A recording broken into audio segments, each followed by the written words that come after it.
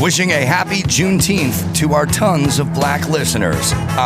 I'm sorry, our tens of black listeners. Adam Carolla. Yeah, get it on. Got to get it on. No choice. We're going to mandate you get it on. Thanks for tuning in. Thanks for telling a friend. We love that about you, right, Gina Grad? That's right. And Bald Brian. Who is number one? Minka's number one. All right. I forgot about Minka, but I love her drops. All right. Well, that was Gina Grad special. Yeah, that was me. Come on. Oh, that was Gina? I know it's early. I got to hear it again. Who is number one? Oh, yeah. Okay. Well, I'm so Pavlovian. It's a cover. Conditioned Yeah, it is a cover. To It's a tribute. That's right. yes, a tip of the tits to the great Minka, who's the number one big boob queen. I think is a better drop because the word queen is where she has her difficulty. Asian big boob queen. Oh, that's right. All right, so I'm very interested in the phenomenon that many people suffer from. I think you guys will may be guilty of it. I don't know. I think we should all try not to be guilty of it.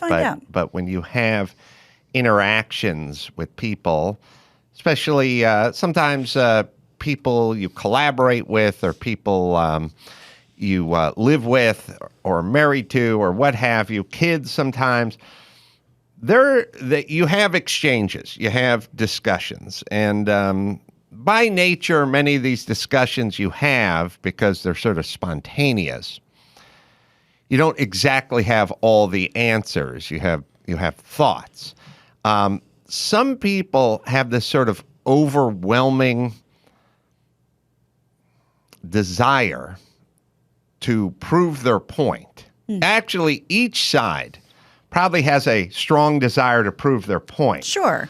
But some people are willing to go, I don't know. And others have such a strong desire that they actually will talk with certitude about things they know nothing of, which happens a lot. And it's really unfair because neither one of you knows, but the other one, it's a strong component. Like I remember one time, Jimmy picked me up and we're driving to Yosemite. And I said, hop on the freeway. It was up on Barham or something. I said, hop on the 101 and we'll go here. And he's like, no, we can't go.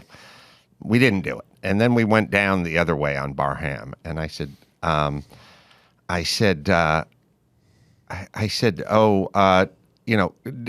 get on the freeway. And he's going, we got to get on the 5. The 5's the freeway that goes right past us.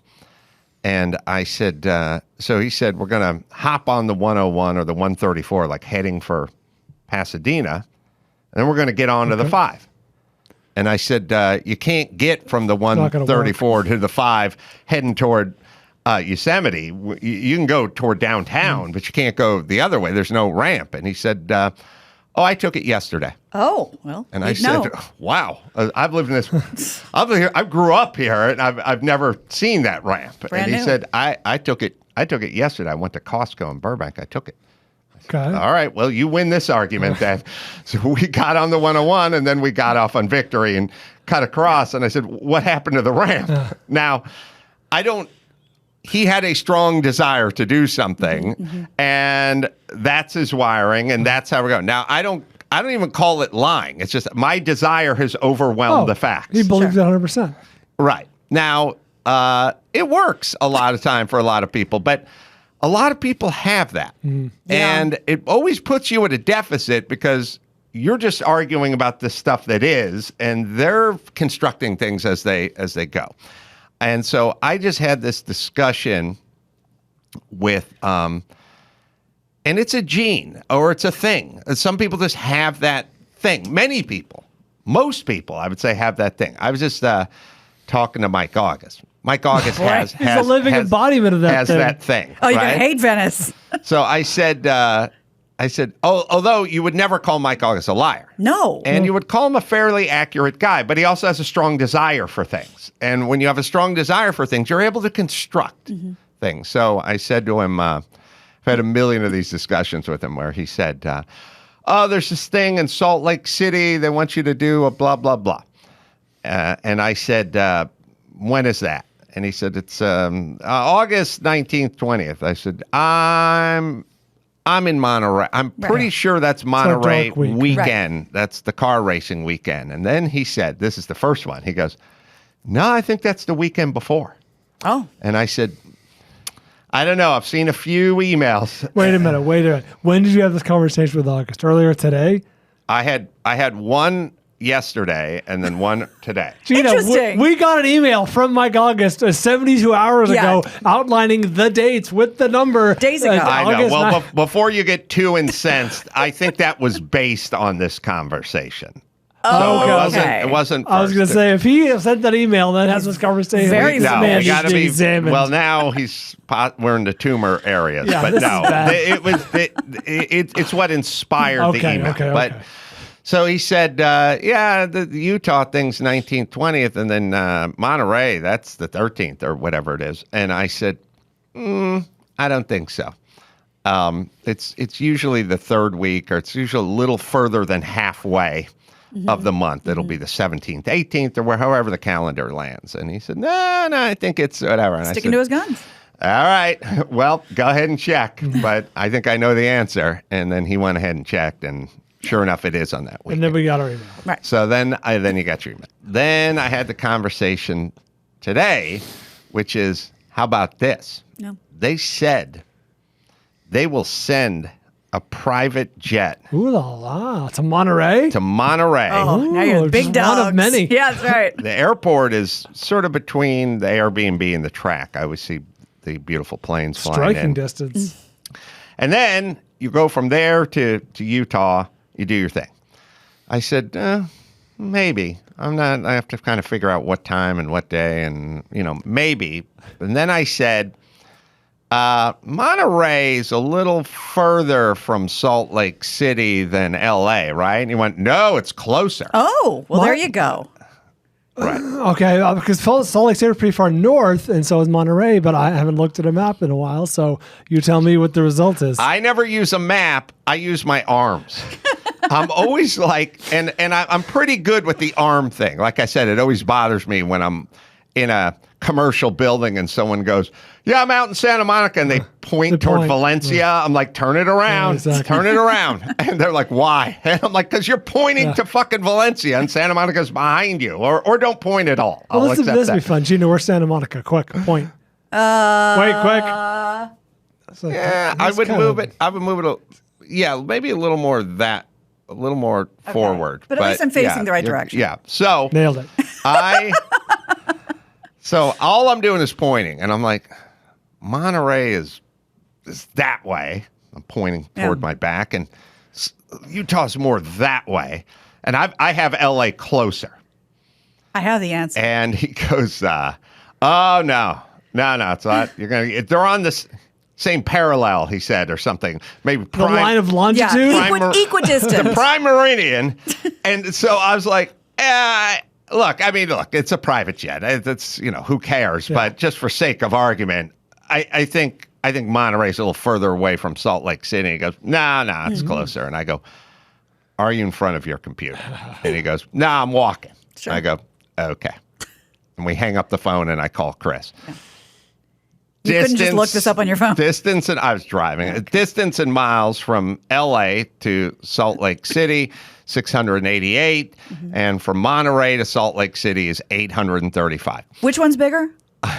Which is not, it's not significant, but it's percentage-wise, it's way more than 10% Yes. further, 20% further away. Whatever it is, it's further, Yep. which I knew, except for I was driving, and the person I was talking to had certitude. Yeah. And I'm saying it's unfair to all of us. I'm looking at you sometimes, Chris, where you go, here's what I know. And you're going, I don't know. All I know is I don't think that is right. That's all I got for you right now. I can't access anything. I just know, I feel like that's not true. And I have a pretty good compass. That's what I'm basing it on. And when I say compass, I don't mean for directions. I just mean just sort of The vibe. the general. I have 3 to 7 conversations a day where people are telling me, here's what's going on. And I'm going, I don't think that's the way it is. But they go, nope, I I know, and I fire back with, I feel like maybe that's incorrect. There's Adam with his feelings again. But I should just have more certitude. I should go, you're fucking retarded, Magellan. I know where fucking slow is, and it's much further away from Monterey. Like, I should say it that way and try to, but you win the argument, but I don't know if you win the day. Yeah. You win the battle. Do you win the war? I think in a lot of cases, I mean, I don't know why it would apply to this. Maybe you just really, really want to be right. But what the person is actually saying isn't, I know this is right, but this is what I want. And I want it more than you want your thing. This is what I want. And I will bend the compass and the rules and the Space longitudes and the latitudes to be right. Yes. And I get that's what you want. Yeah. Everyone enters a conversation with sort of what they want. An angle, sure. But you're not allowed to don't have it be as big a part of your argument as the facts. Yeah. What you want, your own personal desires. See if you can remove that from the equation. Again, and Brian, I think you're probably in that sweet spot too, because that is exactly what 6-year-olds do. Yeah. You explain the logic and they just look at you, blink, blink, but I want it. Every single thing we're talking about, by the way, that I complain about, it's all what 6-year-olds do. It's just people are having trouble making the transition from the 6-year-old to the 56-year-old. Yeah. All right. The other thing I was looking up, which is all over the news now, it's, the feds have hiked the interest rates 0.75%, and they're looking to hike them up another 0.5 point, and blah, blah, blah, blah, blah. And I will say this. There's certain things. I'll tell you the one good part that I kind of miss about being poor. You put the news on, it's like the Dow is down 278 points and the NASDAQ is going through the fucking floor, and the GDP from last year is not, and the feds are thinking about raising and I'm like, knock yourself out, fucking nerds. I'm going back to my shitty apartment with my fucking, driving my Mazda pickup truck I paid $1,100 for, and eating some more ramen. Yeah. You guys, you fucking Poindexters, fucking duke it out down on the floor of the NASDAQ. Right. I don't give a fuck, you know? And when you get money and you start hearing about the stock market and housing and the index and the feds and stuff, and the difference between getting a mortgage, especially out here, like $1 million house or something, or $2 million house, or especially $5 million house, and you paying 2.5% or 5.5%, it's like thousands and thousands of dollars a month. Like, it is fucking devastating how much more you pay with just a couple of points. Have fun house shopping. I trust me, I'm very aware of everything you're talking about. So I was like, and I haven't really, I don't have any of that in front of me, but I mean, out here, you're not dealing with a house that's $165,000. You're dealing with a house that's $1.4 million, and the difference between 2.5% and 5.5% is thousands a month, and it's fucking brutal. And so I was like, and everyone was wringing their hands. The feds, they got to keep raising it so we don't have a recession and blah blah blah. And then I just hearkened back once again to, when I graduated high school and I was wandering around looking for jobs and there was no jobs, and except for I couldn't fill out an application. Yeah, how would you do that? Ostensibly. But signing an X. And again, it's coloring is filling in. It was a bad economy, and the economy is bad now. And the difference is everyone is hiring versus bad economy, nobody hiring. Yeah. When I was out looking for a job after high school with no direction, thinking about, joining the Coast Guard Reserve or something, going to places in Van Nuys and getting brochures for, like, you could be an ambulance driver in 3 weeks, or you could learn to trim beards or something, like coming home with brochures. Not a firefighter, but an ambulance driver. Well, I tried, but so I went and looked it up last night. I was like, man, 1983. So everyone's wringing their hands now in doom and gloom because Fannie Mae's just raised the 30-year index, whatever. It's 5.7. I went and looked it up last night, 1983, when I was wandering around looking for something. Wasn't it crazy? 13.8. Yeah, double digits. 13. Get yourself a CD ladder. 13.8. That's crazy. We're wringing our hands over 5. This was 13. Did people just wander around like Aborigines? You can't do anything. I was nowhere near buying anything, and I had no money. So the only way it affected me is nobody was hiring anybody for some reason. I don't know how that worked. In 81, it was 16. So Yeah. I graduated in 82. So in the year before I graduated, it was 16 and a half. And then the year after it was 13.8 or whatever. Wow. I don't claim to be any kind of financial expert. My understanding is that the interest rates correspond to savings accounts and like certificates of deposits or whatever. So you might be getting hammered on, like, for example, your loans, but if you had like a savings account, right, wouldn't it be earning 16%? This is a place of ignorance. Yes, so. No, it was. But that doesn't apply to you in 1983. No, I didn't have any killing. T-bills working for myself. But I do remember at the time walking into the Home Savings and Loan on Laurel and Ventura. Still there, I think. Really? Laurel and Ventura. Maybe. I can't think There's a of big corner bank there. I don't think it got converted into a Starbucks or anything. IHOP, yeah.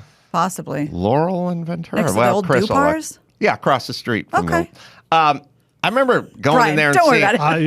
about it. I was seeing T-bills at like 15%, 19%, 5-year T-bills, 19% or whatever. It's crazy. I didn't have any money, but I did have this thought, like one of here's my earliest financial thought.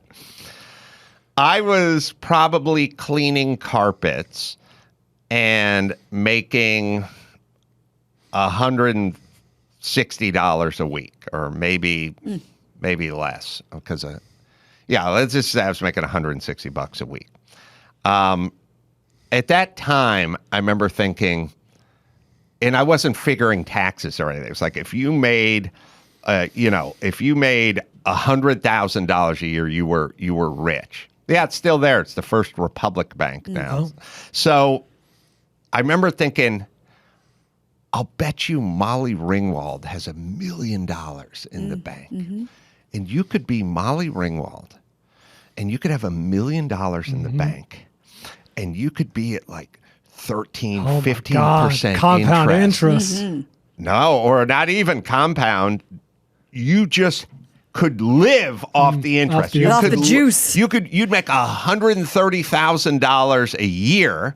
And I was like, nobody needs more than $100,000 a year. My rent is, whacking it up 3 ways. You looked around your house and I was like, you'd open the newspaper and you could buy a Ford Ranger and make payments for $185 a month. You know what I mean? This is $9,000 a month. You know what I mean? Like $9,000, you pay your Ford Rangers. Ford Rangers. I was like, no one needs more than $100,000 a year. Molly Ringwald put $1 million in the bank and get $125,000 a year and live like a queen for the rest of her life. I never would have to work again. I remember Park your money. Yeah, that's what I remember thinking at the time. And you could have been Mr. Molly Ringwald. Oh my God. Yeah. What if you brought this information to her? The heir to the Great throne. news. Because by then she had done Well, she Breakfast certainly Club did. or Pretty in Pink. She certainly did 16 Facts of Candles. Life. Yeah, 16 Candles she did. Oh, she's a huge star. One of the biggest stars in the world at that point. But by 3? Yeah. 84, 16 Candles. Okay. Oh, yeah. Well, we'll get the discography on her movies. But I had established in my head that she has $1 million and it's somewhere. You're going to find it. And now she can just sit back and live off the interest. And that's the way I looked at it. But today, everyone's wringing their hands at 5. When I was out of high school, it was almost 14. Jeez. I don't want to do this. And I'm going to preface it by saying you are right. You were right. You are right. You continue to be right. However, I should point out the flight from Monterey to SLC, is 606 miles. Flight from LAX to SLC, 590 miles. So it's almost the same. Flight. Because when you do, there's no direct flights. You can't look it up. It's like a private thing. They do aeronautical miles. Oh, If you God. look at the driving distance, which I'm sure Gina Yeah, did, that's I'm what I sure was looking everyone did, you have to drive around the goddamn Sierra Nevadas. Oh, well, look, I will take this because Chris said driving or flying, and I just said the mileage. The distance. The distance No, between... you can't look up you flight can't times. look that- Everything's connecting. There's no direct flights unless No, you're I'm going saying, private. but I can't... No, I asked Adam as the crow flies or driving because that's usually different mileage. But Adam said mileage, so I went driving. Oh, you went driving. Well, yeah, because if you Google just miles between, Distance, it'll just give you the driving. Yeah. Ultimately, it's moot. It won't give you... I mean, you can't ascertain the distance Well, between two places I on the Googled and internet? ended up on a site called airmilescalculator.com, and they told me the distance, flight distance between the two. But if you want to know, I'm not interested in the flight at all. I'm just saying the distance between this place and that place. It won't. You can't It find that out. automatically puts driving distance. Oh, it does. It did for mine. I don't know if is flight an option there? Like, is there an airplane icon? Maybe. Let But me look there's back no up. just distance between the two places. I'm sure there is. Like I put in distance Monterey to Salt Lake City, and it comes up 12 hours 21 minutes 834.8 miles via the 180 East. Oh, That's the thing that comes up. I feel like I've done distance, but maybe it was always just driving. But Oh, you could go by biking. no, but I mean, like if it said the distance between here and Bali, or anywhere in Europe or any Right. destination on the planet, could we not get that distance, or would it all be Well, let's see. flight or Let's see. driving, not to Bali? But I got one for LA to Salt Lake City as a crow flies, but I'm not finding Monterey just because nobody really wants to know that. Charter that flight. Okay, so just to prove the point, I put in LAX to Indonesia distance just to see what option would it give me by foot. What would it give me? And it just says it just gives me the miles, 8,353 miles. oh, okay. So But the miles, but we don't know if that's flight miles or something. right. that's the literal distance between Total straight line mileage from Salt Lake City to LAX or vice versa is 589. That's what Chris has figured out, but we don't have it from Monterey. All right. Well, we owe Mike an apology. No, you're or still something. right. The point's moot ultimately because it is You a can't little get there. closer LX. However, it's not quite the difference, I should say, between LA versus Monterey. I'm more I found obsessed from with Monterey. us not being able to find distances. For Monterey, it's 612. So 589 versus 612. Oh, so it is further. Yes, I said that. Oh, still yeah. right. Okay. I just want to make sure. All right. It is further, but something with the flights. But if you're flying private, then who gives a shit? who gives a shit? All right. Marginally further, which is what was in my head when I was talking to Mike.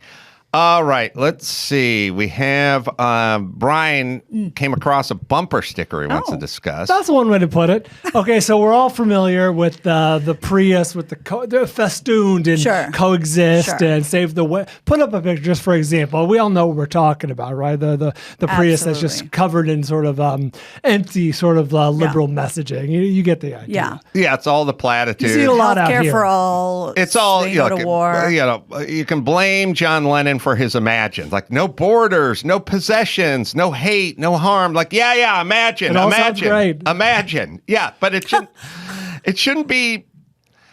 The problem is it went from the fucking stoned out artist into Yeah. the politicians. Right. They're like, I want to imagine a world with no police, but community policing and stuff. Like, me too. Except for there's crazy people throwing people down staircases. That's right. I'm going to go you one further, John. I'm going to reimagine. Reimagine policing. And also, look at the sweet irony. There's 20 bumper stickers on this card. One of them says less stuff.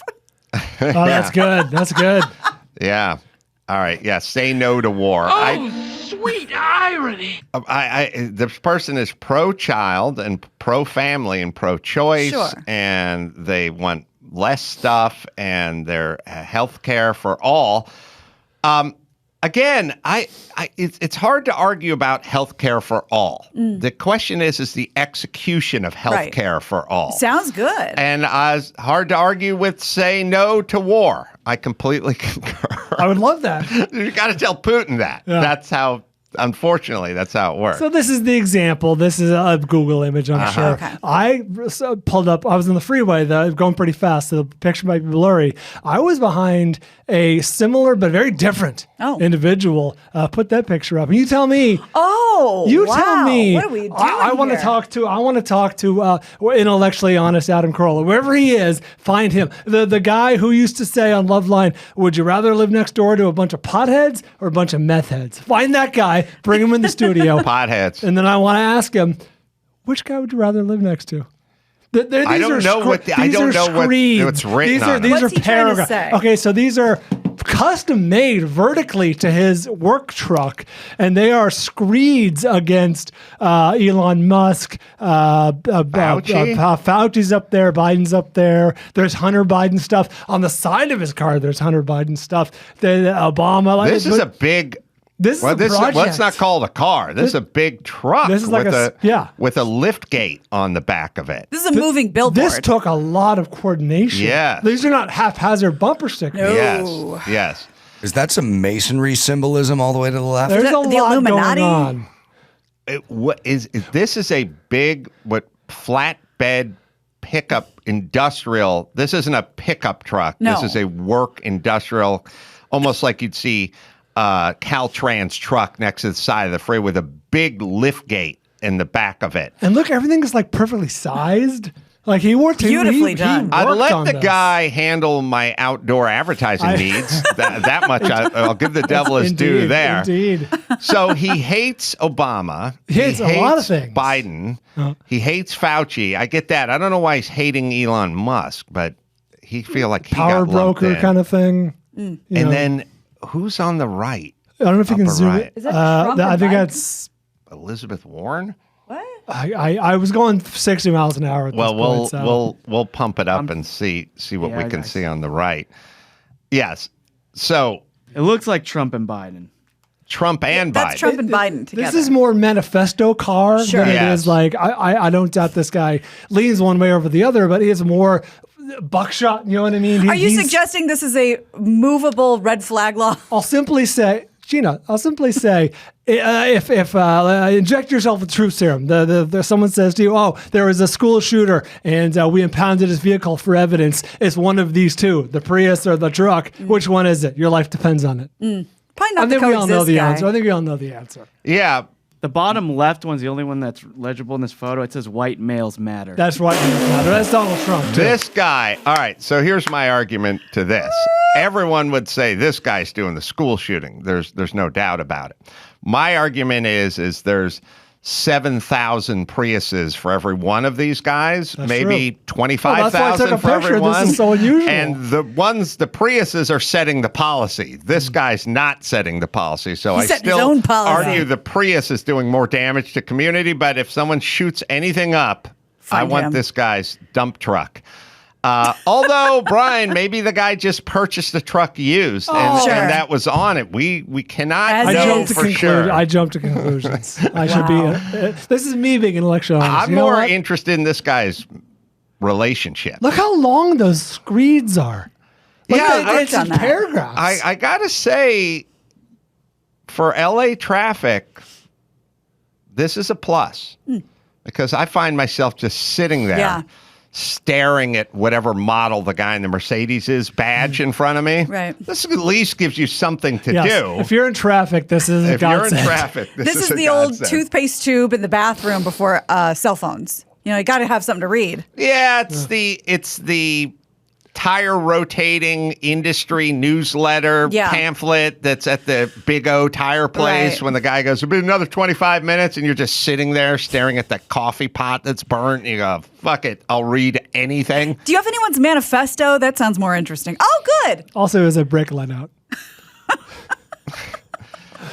To be fair to him, you can see this guy from outer space. Yeah. The brake lights, the last of your worries. That's But true. yeah, Wow. I wonder what this guy. Did you get alongside of him? I did. You pass him? There was, oh no, I didn't get in that conversation, but there was more. No, but I mean, big bearded white guy. Male, obviously, has short hair. White. That's all I could see. It was not trafficky. So I was The reason I'm asking is because he's doing some kind of real blue-collar work in this town. And that's the realm of the Hispanic, but this isn't the realm of the Hispanic. Do you think he's in from out of town? Is this Valencia folk? Yeah, Is this Palmdale guy? See me. But then what Silmar. could you do? Like, how could you work in L.A. and pull up in front of a residence? That's what I was He doesn't in, give like, a the shit. Palisades. Well, he doesn't give a shit, but the homeowner in the Palisades, Who may not ask him to finish the job. once a cement contractor is Sure. going to see that shit and send him packing, right? Yeah. God forbid you ask him about it. Oh God, how much Hey, time do you what's up? have? That's interesting. All right, let's see. He's on the show tomorrow. Yeah. I can palate cleanse all of this for you if you'd like. I'll tell you what. Why don't we do that after the break? Right. Let me hit Freshly first. All right. Want to take the stress out of cooking? Freshly. Quality meals without the hard work. Designed by nutritionists, cooked by chefs, delivered fresh, ready to eat in 3 minutes. And at the end of a long day, takeout shouldn't be your only option. Freshly has so many great meals and so many great options. Just go to their website, check it out. Use the Freshly website or the app to find the meals that fit your lifestyle, dietary needs, taste, and family size. Choose from over 50 nutritionist-designed entrees. New meals added weekly. Skip the grocery shopping and the dirty dishes and get yourself set up with something fresh and something nutritious with Freshly. Right, Dawson?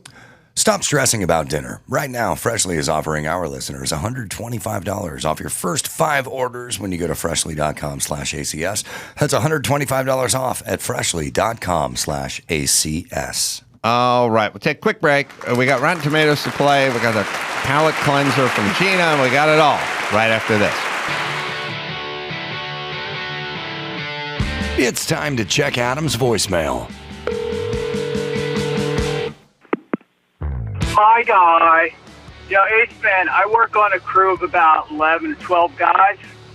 None of us wear masks except for one guy, and he wears it constantly. Driving alone, outside alone, in a group of people, 24/7 mask on. One of us was out 2 weeks with COVID. I'll give you a guess of which one of us it was. Fucking science, Ace Man. Get it on. You can leave us a message at 888-634-1744. I know. Now in L.A., I'm still seeing people driving alone with masks. It's the news's fault. Like, I was just watching the local news last night, and they did this thing where it's like, Barbara Ferrer says if we keep heading in the direction we're heading, we may have to institute indoor masking again to stop the spread of, and it's like, oh, why not just rubbing our tummies and patting our heads to stop the spread? Like, this notion of we turn into weird, like, superstitious natives. Like, those fucking paper masks don't do anything, and now it's been proven that they're ineffective, but we need to reinstitute this thing to stop the spread. And the newscaster's just going, the guy's on, they send him down to the Grove, and he does, we may have to come back to you. See, we may have to reinstitute this to slow the spread down and back to you. This is why I could never be in the news, because I'd be like, hey, Chet, it doesn't stop the fucking spread. So what the fuck are we doing here? It's more editorial. They just sit and they Good nod. commercial, good commercial. Yeah, well, we may have to reinstitute that. Okay. Just here, though. Guy driving the truck, I didn't get a great look. No mask. No mask. Yeah, that I know for sure. Chris, I owe you a dinner. We had a little bet going. All right. Gina's got a palate cleanser. I have a non-palate cleanser, which is I just pick out things and I just focus and obsess over them and drill down on them. What? But it is a situation which is, I think we can play that clip of Biden and the LGBT whatever thing, but I've been saying since Jump Street, when I go, I'm going to appoint the first black female and we're going to have the first Hispanic. It's like, just get fucking good people who know how to do the job. We're talking about the country here. We're not talking about a fucking daycare center. We're talking about people making like real policy. And it's like, I need a woman in this role. I need a black in this role. I need a gay black. The spokesperson for the White House said she's the first African American woman of color who also is a lesbian. It's like I get it. I'm all for you if they're doing jobs that don't really matter that much. But if they're the pilot of the airplane we're in, just get the fucking guy or girl or gay or whatever with the most fucking experience. Or just do it and don't announce you're going to do it because you hamstring that person for the rest of their lives. They're only there because. And what is the logical? So, but I'll go along with you with this thought experiment. Kamala Harris, everyone agrees she's horrible. All right, so she's a black woman. No, she agrees. She doesn't agree. Everyone on both sides of the aisle is like, she is a fucking shit show. Fine. So I will now glean that black women can't do that job. Oh, boy. Well, there's the math. I did your math. You go, I'm going to do the first one. This is like saying, it's like, he's like going, this is an NFL football league in 1969. I'm going to get a black quarterback, and I don't care how good he is. I'm just going a black quarterback. Then he's a horrible quarterback, and then the other teams go, I guess that was the wrong direction to go.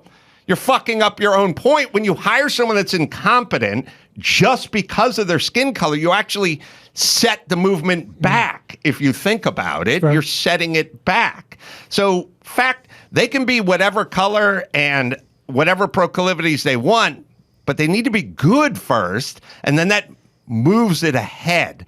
No different than the quarterback would. You couldn't just go, nobody, football's a meritocracy, so they would never do this. But if you said, I don't care that this guy throws interceptions every fucking weekend, I want this person in there, then people would go, oh, you're setting the movement back, which you did. But anyway, it's LGBT Pride Month, and Biden's got thoughts. Oh, God. Oh, that's something else. Okay. What? Hey, Chris. Corn pop. How come every time we run a clip, the sound is off? Is there a thing? Or It's not. No, it wasn't. I know. I'm a big proponent of not saying every time. There are different reasons every time. This one. I would say that was the ghost in the machine. 80% of the time, there's no audio on the clips we run. Well, no, there was audio. down. It was muted because Dawson wanted us to restart the clip. Exactly. We're starting it now.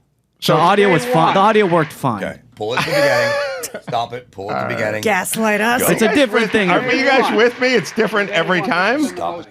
It is different every time, but it does happen a lot. I see what you're saying. Okay, you guys ready? Here we go. From day one, this has been the most pro-equality administration in history, led by guys like Pete Buttigieg.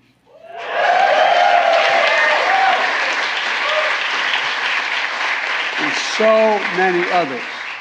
I think we have more LGBTQ plus people than any administration or every administration combined. No, I really mean it. I totally mean it. Biden routed off the LGBTQ. Yeah. All right. Lucky guy. It's fine, but we still, the goal isn't to have the most of this group. The goal is to have the best of all the groups. Right. In terms of policy, if you want to fucking run a daycare center, then do what the fuck you want. Pete Buttigieg is not doing a great job in the transportation department, but he's gay. So rest, America, or be at ease, or hey, guys who have to pay for diesel fuel or the supply chain or whatever, don't worry, the guy sucks cock.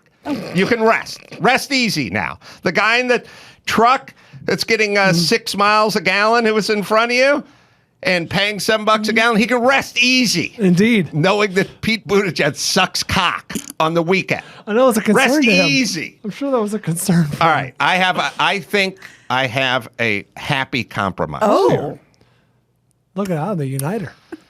My feeling is if you want to do the secretary of this or the leader of that, and these are huge departments that are very impactful, and you got to go gay because you need that diverse. We have to have I like where this is going. tons of gay people I like where this in is here. going. That dude's got to be a top. We got to figure it out. I don't want any bottoms in that role. I No need a power guy, bottoms? Guys in charge. Okay. In charge. You know what I mean? So you're a top. assuming, so we can. And I feel like shot caller. a top, shot caller. That Brian's right. I feel like the top, maybe even above the heterosexual dude who could be pee-whipped. Oh, for sure. You know what I mean? Yeah. I'm saying we're gonna vet him. Let's keep vetting. Let's get that nanny cam in the bedroom. Gay is good. Yeah. You don't have to announce it at the podium. Tops only. I like this. Gay is good, but tops are tops. That's right. That's Got good. the word top right in it. Yeah. What if there's someone who's so fucking What if Elon Musk comes to Joe Biden and says, I want to be your Secretary of Energy. I want to run that department, kick ass. We say, all right, fine, you can do it. Have to go gay. At least for one occasion. Oh, yeah. See what I'm saying? Like, Yeah. in order to get in, Yeah. you got to get in. That's fine. And again, you get to be a top. Because Yeah. we're just, Oh, there's no question simple. about What's the difference? Yes. All right. So, Well, on that note, I appreciate that Biden wanted to be inclusive during Gay Pride Month, and then we'll forget about it the rest of the year. I think that is a wonderful thing. So cynical. And to that point, I applaud everything the Hershey chocolate company is doing. And I'm sorry, did I say Hershey? I meant she. oh. Because that's I not was bad. at the drughershey yesterday. That's and not bad. I was checking out and I thought, what is this display? And I took a picture. I said, what? And Celebrates. celebrate her SHE. She. And the girl, she's like, are you buying that? I was like, no. And she goes, why are you taking a picture of it? And I didn't know what to say. Very And unusual. I go, because it's cute. And she was like, oh, okay. So I had to Is do this some like a breast investigating. cancer awareness thing? No, it is not. So So we should point it to the listeners. Yeah. It's pink. Pay celebrate. S-H-E. Well, the The she she is in pink. is in pink. And the Everything else is- celebrate at the top. Right. And there's a whole display. There's ones that are rainbow. There's ones that are different colors. Celebrate her she. And I thought, I got to know. So I asked her, I'm like, when did these come in? She's like, well, it's Gay Pride Month. And I'm like, okay. So is this specifically for like the trans community? Like what? I don't get it. Yeah. Looked it up. Here's what the press release says By from the way, Hershey it's Company. not called the Cadbury or Mars Highway. So you got to Well know your audience. That's right. So I went on their press release, and this is from February, the end of February. It says, celebrate, so they're not moving a lot of these. Celebrating the central role women and girls play in our lives, the Hershey's brand is highlighting the she at the center of the iconic milk chocolate bar as part of Women's History Month celebrations. I didn't know we had one. Apparently it's March. This new Hershey's bar is a colorful reminder to celebrate the impact that she, all caps, makes. And then it says, from daughters, mothers, sisters, aunts, friends, neighbors, mentors, coaches, coworkers, to the barista who knows your order by heart, take a moment to celebrate she. These limited edition Celebrate She bars are now available. So in terms of, somebody who can't leave the state because they don't have a car and stuff and they can't get an abortion and, they've been raped. And Buy a Hershey bar. Yeah, it's 6 weeks and 3 days and they're fucked. Or, the fact that there's a tampon shortage and, the women and girls are subjugated all over the world. The problem's over. We solved it. Hershey solves it, you guys. I am well, obviously they just pander like all What? big companies Come on, just that's pander cynical. now. So it always feels. It feels like a politician standing in front of a black church speaking with a southern drawl, except for the politician's from New Mexico When or Clinton something. wouldn't stop talking about our hot sauce affinity. It's like it's a weird. It just feels icky to Yes, me. yes. It seems totally satisfying to a large amount of people in this country, but it feels. I don't even like like when politicians go, I have children too, so I understand firsthand your feelings. Like it always feels weird to me, but I guess it's satisfying for a lot of people. But I have been saying this for a million years, which is I think a lot of this symbolic shit is not a sort of, neither here nor there. I think it satiates and it fucks us up more. Well, I think you're we right. act like we're doing something you're and right. it's actually worse. And that's the problem. We talked about that in the Postmates thing, even though that ad campaign was amazing about the bottoms. It's like, well, why are you using this money to pump up your own brand? Why aren't you giving it to the people you're pandering to? Yeah, it's just the problem with all of what we're talking about, whether it's the Plenty of organizations out there. Tommy lift tailgate on the guy with the truck, or it's the Prius with all the N-War, whatever. It does nothing. The word, okay, there's two things. If you want to get something done, nothing mixed with satiation is a bad feat. That's a negative. So if you go, man, I'm such a fucking lazy sack of shit. I should fucking get some exercise. I look like shit in my underpants, Brian. Shit. God damn it. And then at some point you go, yeah, you know what? I'm going to walk into the kitchen and get a Twinkie. Yeah. And then you sit down and you eat your Twinkie and you go, well, I guess that counted as exercise. Kitchen, You've satiated. Yeah. You've somehow fooled yourself into thinking you've done something, and now it's worse because you're better off in the mode where you're going, fuck, I still haven't exercised.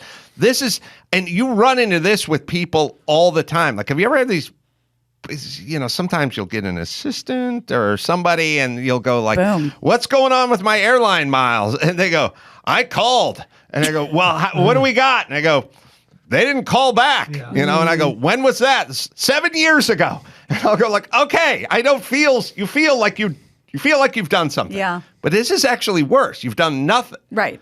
Well, and you've done nothing, but you feel a little satiated. And I argue all the fucking flags and all the stickers and all the things and all the companies and even the big marches and all that stuff has this feeling like we're going to paint BLM in the intersection where 5 black guys are going to get shot later on this weekend. But we'll put our big BLM out there. It's like it's worse. You should just sit around and be hungry. You know, I'm going to go, fuck. I feel completely unsatiated. I want something to get done. I want some needles moved. Right. I don't want to. This is all done to satiate. It actually makes you just go, all right. Well, it's not our work is done. It's like, it's enough for today. Yeah, no, you're right. Right, but enough for today. You put something on a wrapper of a candy bar. That's not. We did it, everybody. Or you show me where it moved the needle. Show me the graph where since we started painting Black Lives Matters on intersections, things have changed dramatically for the community we represent. It never does. This is February. I say things got worse for women in the last 3 months. I couldn't agree more. But you actually just gave me a great idea, Adam. You know what San Francisco's campaign should be to clean up all the heroin usage? Campaign Move the Needle. Yes, nice. Move the needle. I like it. Thank you. All right, so this... According to their website, I was looking at, they're going to donate $150,000. $150,000 to Girls on the Run, whatever that is. How much? I just got to McCartney song. It's the best Paul McCartney. It's the best sweet. It's the best sweet song ever written. I was thinking Wings. I know. It's kind of half in between. Yeah, but it's like, do you think that printing She in pink color costs more than $150,000? No, I'm guessing it does. You know, NFL guys wearing pink socks and we did it. Ball gloves and stuff. It doesn't do anything, and unfortunately, I worry that, you know, let's just say micro, macro level. We all know people who talk about things, and then we all know people who do things. And they're usually not the same person. The people that do things just kind of do it, and then there's the people who talk about it. This is the sort of a version of talking about it. Yeah, absolutely. And on the reason people talk about stuff is that satiates them too. Yeah, and I just realized from a personal anecdote that it's, you know who gets shamed a lot of the time? The doers. Because I'm dealing with a lot of family stuff and estate stuff. The talkers hate the doers. Oh my God, I've been on people's case about stuff, and I'm trying to get stuff done. I'm always trying to get something done, and I was called and not in a nice way. I was in an email that they didn't know I was CC'd on. Oh, that's the best. She is relentless. Yeah, you know. What? I know. You're welcome, by the way. I love the wiring of 71% of Americans. If you go, hey, could you handle, X, Y, or Z? And then 2 days go by and they haven't done it. And you go, hey, remember when we talked about, and they get angry at you? Off my ass. It's like, that's how you know it's all shame-based by the talkers versus the doers. Because when a doer does talk, it's usually to talk to a talker who's not a doer. Well said. And then you pipe up and you go, you try to soft pedal it. Like, we did talk about doing or whatever. And they get really agitated, but you're like, if you're a How am I the doer, bad guy? if you're a doer and you drop the ball, like let's say, I know many doers. Mark Garagos is a doer, Dr. Drew's a doer. They love to talk, but not the game. Not bloviate. Right. They're doers. When on the rare chance that a doer drops the ball and you bring it up to them, they go right into, oh shit, sorry, fuck, yeah, no, handle, dumb, stupid. You know what I mean? The talkers go right into, fuck yourself and the fucking horse you rode in on, dude. Like, it's like, yep. So the doers experience shame immediately because they know in their head that you did send that email or you did make that request a few days ago and they fucked up and they forgot about it because or whatever it is. Because their word matters. The talkers are living in this sort of shame world, and their only defense is more words. Yeah. For you. Well, remember that one time you didn't do that thing and 5 minutes went by and it still wasn't done? So fuck you. I know, and it is weird the amount of punishment you get when you're, I mean, we've all had it in the kind of, I've had it in the roommate, I've had it where we sit. I've had like this warehouse a million years ago was just a complete and utter cluttered mess. True. Just a filled with everyone's shit but mine, and like I'd come in and go, why don't we all like take a Saturday and clean this place up, and it'd be like, oh man, whatever. And really I should say, how about you lazy fuck so I don't charge rent to clean up your own shit now? But instead, I always do like a we. Right. Like we could all come here, spend a few hours. I'll get some sandwiches and be like, And if you brought it up again, it was like you're bothering them. Yes. What is that? Why do so many people have that? And look, the world is, it's basically the same. It's the same as taxes. It's like 10% of the population pays 96% of the taxes. That's the doers versus the talkers. It's the same ratio. It's like they're 1.5 doers for every 13 talkers, and they do it. It's not distributed evenly. It's they do it. Mm-hmm. It is fucking crazy that we've decided. And the people who should be resentful are the doers versus the talkers, and the ones that are pissed off are the talkers. Yep. Let's play some games. All right. We've ran out of time. Oh. Matthew Broussard is a very funny stand-up comedian, and he's, I think he's a doer. Let's find out. Well, if you ask him, are you a doer or a talker, and they just nod their head, that means they're a doer. We'll talk. Oh, and he's heading out to Winnipeg. Well, he's going to Winnipeg in July. I went to Winnipeg in February. Very different. Very different place. We'll talk to Matthew right after this. Very good observation, Matthew. And so true. The can't judge people started fucking judging like insane maniacs during COVID. What happened to all the you can't judge? It was all the exact people have been force feeding that shit down your gullet for the last 20 years of no judging, cannot judge, nothing but judgment. I had a friend couldn't fucking jog through Santa Monica without a mask, without all the judgment from the people who couldn't ever judging. Yeah. Now they've all backpedaled. I don't think anyone likes masks anymore. I think even my most mask obsessive friends are like, what were we even doing? Mask fatigue. Mask fatigue. Well, like the 158th time I heard from somebody say to me, I did everything right. And it's like, but I still got COVID. That was like, you're making my argument now, brother. Yeah. So very funny. I was watching Matthew's specials on Fallon last night. Saw another funny special as well. I was watching all the clips, so very funny stuff. A podcast, She Does Standup Too, is the name of the podcast. You do it with your girlfriend, and the clips I was watching, you were talking about your girlfriend of 5 years, or at least at the time. Yeah. It's probably been longer now. Now it's 6, yeah. Yeah, we stepped it up. How she's successful. She's like 3 years into stand-up. She was formerly a professional swimmer when we met. She has a great day job in tech, and she started doing stand-up 3 years after we started dating, which is weird and wonderful. It makes me feel like a dad. Yeah, I often think, as somebody who deals with a lot of people, and we were just talking about talkers versus doers. Yeah. You give me the background of military. Like I've never talked to a Navy SEAL that I didn't fucking love because they're the ultimate doer and non-talker. And then wrestling at a high level is another one of those things where you want to hire that person because you know where they are. But swimming, I never really thought about that. Like you have to have credible mind control to swim. I'm a talker. She's a doer. She woke up at 5 a.m. to practice drowning for 20 years. She's just an obsessive person. There's just, that's the thing with her of like, it's not talk about getting it done, just get it done, fix it, figure it out. And I got into stand-up comedy because my words are better than my actions. Well, if you think about it, I was thinking about this the other day.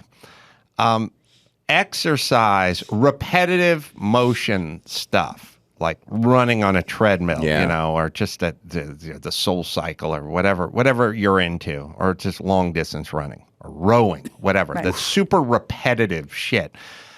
You start going nuts about 7 minutes in, you know what I mean? And then there's people can do it for 2 hours, and you go, what the fuck?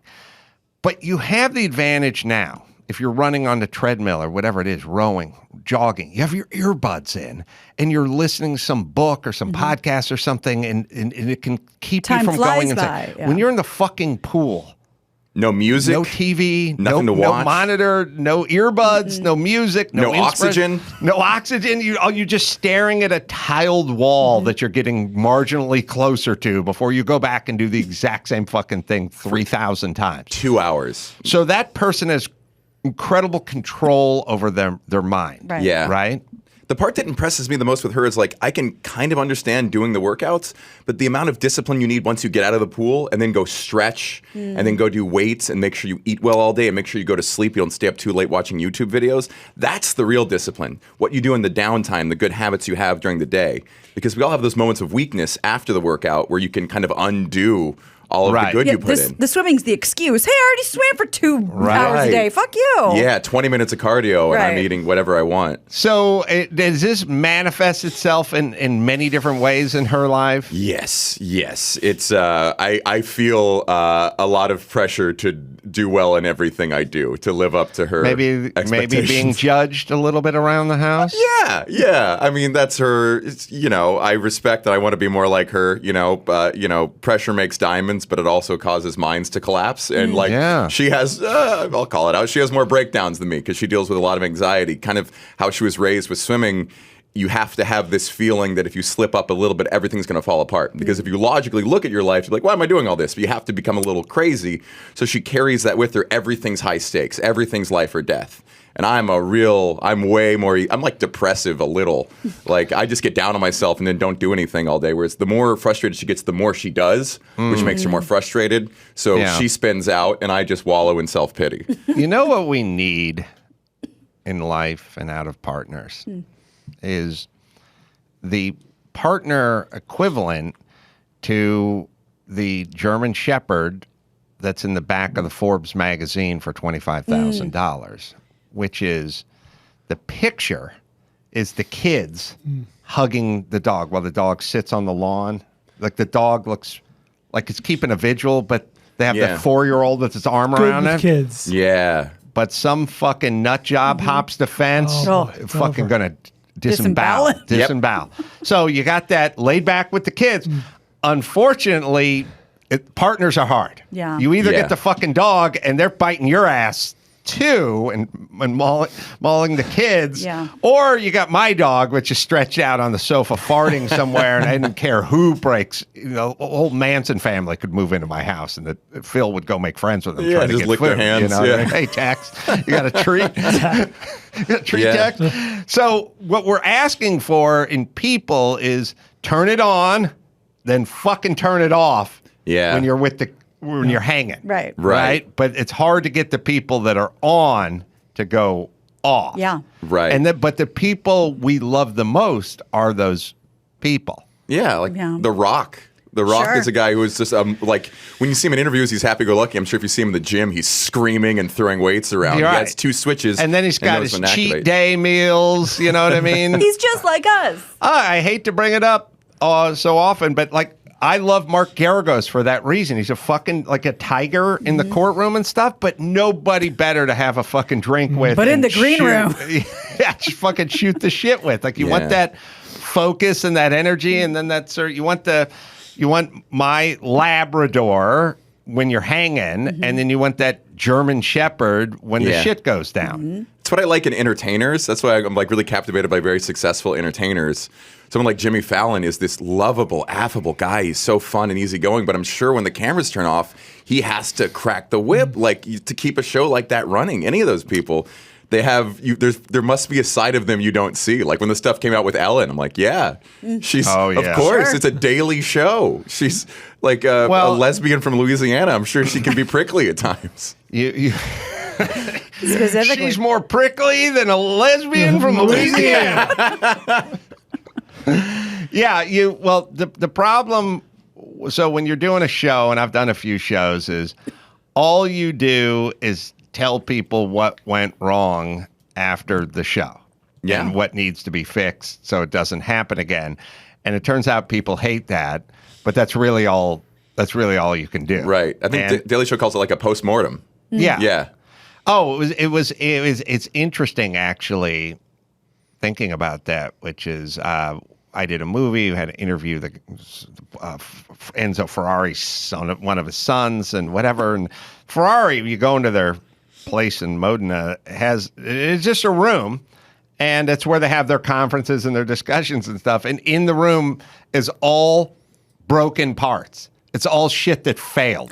It's all like that. Cam sprocket broke hour 23s of 71 Le Mans. We would have won the race. The fucking sprocket broke. Put it there, and it'll all be a reminder that we need to do a little better job of what we're doing over here. So it was like a room full of broken parts that cost them the race, and that's where they would have their meetings. At the very least, at least it's not like a program director air check where you're listening to it, and then they always ask the question, how do you think that went? Oh, just tell me what the fuck went wrong and we'll do it different tomorrow. That's the hard part. But while you're whether it's racing or performing, you have to be in that mindset. Everything is great.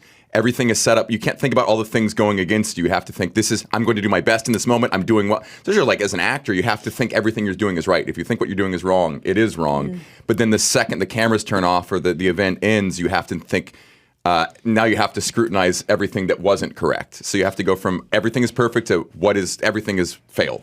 Who is, I'm trying to think of, The Rock's up there, Elon Musk is up there, Mark Cuban is an up there guy where Tom you go. Cruise.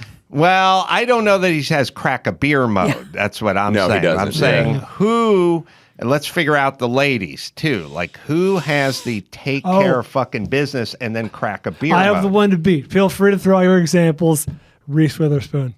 Yeah. She's jovial, the big smile. She's friendly. Everyone loves her. She's got the brand. Yeah. She's a producer. Everything Reese touches goes fucking turns to gold. She's a fucking she's a dragon lady. Yeah. All right. She's a dragon But lady. that's not who I'm looking for. I'm looking for the one who can kicks genuinely- ass she and then that isn't a person. dragon. What about Oprah? But wait. Yeah. Nope, she is that person though, because she's a producer. She has tons of shows, tons of projects, tons of whatever. But she also has that image where it's like smiley, happy, Sweet Home Alabama. But Reese. does she really kick But back? I'm not or is it looking just for the image. I'm looking for the real chillax. I think Mark Wahlberg on the men's side. I would add Mark Wahlberg. to that I list. might He put seems him like on he'd that. actually be fun to hang out with when he's not working out at 2 a.m. I love Reese Witherspoon because she fought for her man who got that. Do you know who I am? Who got that DUI? Yeah. Those moments are so endearing to me. Yeah, I the agree. Alec Baldwin freakouts only make me like him more. Indeed. I love it. I love. Sandra Bullock's on that list. Yeah. Yeah. Beyonce.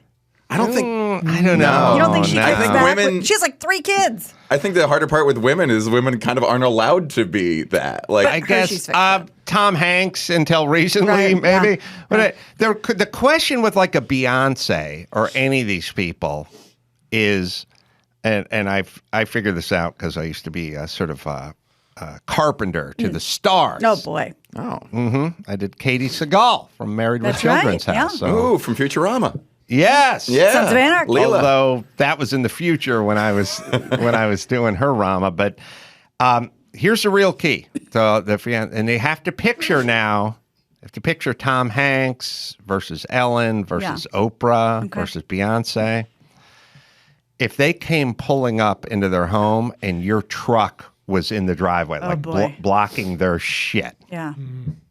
How would Beyonce be then? It's the litmus test. See, I think Tom Hanks would be a fuck of a lot more affable than Beyonce. I could be wrong, but it's the truck blocking the space. Because I remember working at Katie Seagal's house up in the hills, and there's no place to park. You got to unload your fucking truck when you're working, and I've like parked in her assistant like came running out like, no, like if Katie turned out Katie was nice, but the assistant was freaked out. Oh, wow. And then it turns out her husband was the douche.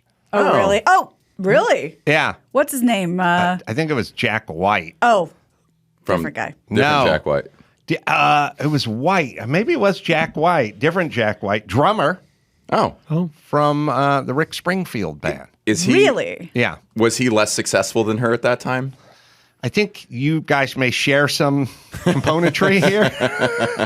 I think Second fiddle? she was the one who was getting the mailbox money, and he was Rick Springfield's drummer, and this was 1997 or something, and the touring had slowed down a little bit. He was overcompensating a little. Sure, Could be. sure. The worst dynamic ever is when the dude, meaning me, shows up to the house, but it's the woman who's paying, but the dude's there. Yeah. So he's got to step up and go, I could have done that myself. Puff but I'm up his chest. he ends up compensating a Well, little. Yeah, very much. If we're talking about this and the driveway test, I think Brian's right on with Sandra Bullock. Because from what I understand, she's like kind of like a real estate mogul, and I'm sure she's a badass hard worker. But who would be cooler if you were parked in her space than Sandra Bullock?